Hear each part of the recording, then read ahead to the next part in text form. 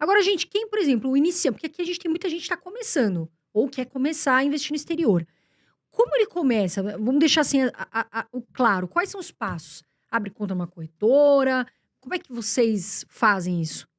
Eu idealizo muito que para o investidor lá no exterior, por exemplo, se o cara já tem investimento aqui no Brasil, é muito mais fácil ele já colocar o pé lá fora. E eu acho que às vezes é até muito mais fácil começar lá fora do que aqui no Brasil.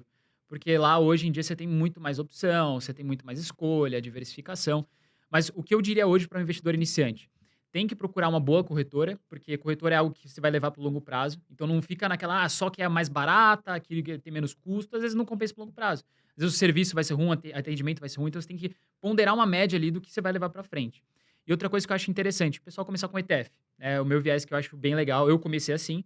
Então eu pegava um ETF que tem uma ampla diversificação, como por exemplo o S&P 500, né? Começava com ele e aí até eu começar a entender as ações, e tal, eu ia me expondo em outros ativos devagar, né? Eu acho que a galera tem muita pressa, às vezes, não, quero comprar tudo, P&G, Colgate, Amazon, aí coloca a carteira 60 ativos. Aí Ela não sabe acompanhar, né? não tem como acompanhar, não tem como ver resultado dessas empresas, pelo menos uma vez por ano, você vai ficar doido.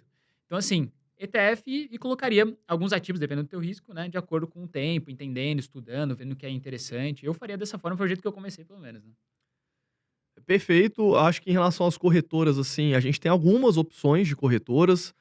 O investidor hoje está muito mal acostumado com esse negócio de taxa zero em tudo, É. né? Aqui no Brasil a gente viu essa realidade acontecendo, a gente viu nos Estados Unidos também, né? A Charles Schwab puxou esse movimento, que é uma das maiores corretoras lá, é a maior hoje, né? Eles zeraram a taxa, se eu não me engano, foi em 2019, e aí todas as corretoras quase vieram zerando taxa. Só que eu vejo que as pessoas ficam muito preocupadas com isso. Escolher uma corretora muito barata e às vezes você vai economizar Verdade. 1%, 0,5%. Então, assim, eu não iria para custo. Antigamente, na Bolsa aqui do Brasil, era super caro operar. As corretoras cobravam 2% do valor da ordem, mais taxa fixa. Hoje tá tudo tão baixo que não vale a pena você ficar escolhendo corretora por causa de alguns reais a mais ou a menos ali na hora de você dar ordem. Então, acho que é isso. Procurar uma corretora que você se sinta seguro, que tenha um bom suporte. E é isso. Em relação a começar, eu também gosto da ideia de começar pelos ETFs, né. Pra quem não conhece, o ETF ele é um fundo listado em bolsa, que tem uma taxa de administração praticamente zero, quase zero na maioria dos casos, e essa cota que você compra vai variar do ETF, mas custa ali entre 50 e $400 cada cota. Esse ETF ele vai replicar um determinado índice, então a gente não consegue investir diretamente em índices da bolsa, a gente compra o ETF replica uma carteira hipotética de um índice, como o S&P 500, que são as 500 maiores, e você simplesmente vai comprando ali todos os meses. Eu diria até que estruturando uma boa carteira de ETFs, você nem precisaria, se você não quiser, ir para a parte de alocação direta em ações. Eu acho que eu gosto, né, existe essa guerra na internet entre alocação ativa, que é comprar as ações, ou comprar os ETFs de forma passiva. Eu, pessoalmente, gosto de ter os 2 na carteira, porque eu acho que você fica com o melhor dos 2 mundos.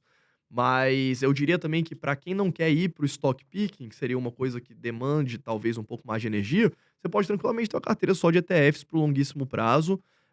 A gente compõe nessa alocação genérica que a gente tem nos ETFs com alguns ETFs que replicam algumas estratégias que se mostraram vencedoras no longo prazo, que é o que a gente chama de factor investing. Então, com alguns poucos ETFs ali, você já estrutura uma carteira que todo mês você só precisa abrir o home broker e gastar 5 minutos. Então também é uma opção pra quem, mas assim, o bichinho do stock picking uma hora vai morder a pessoa, não adianta. Você já tá Quem ali não quer ser sócio do um ano McDonald's, gosta, velho. comprando ETF, vai começar a comprar as ações, não tem jeito, mas É meio viciante, parece, né? É. Você começa a querer avançar mais. É.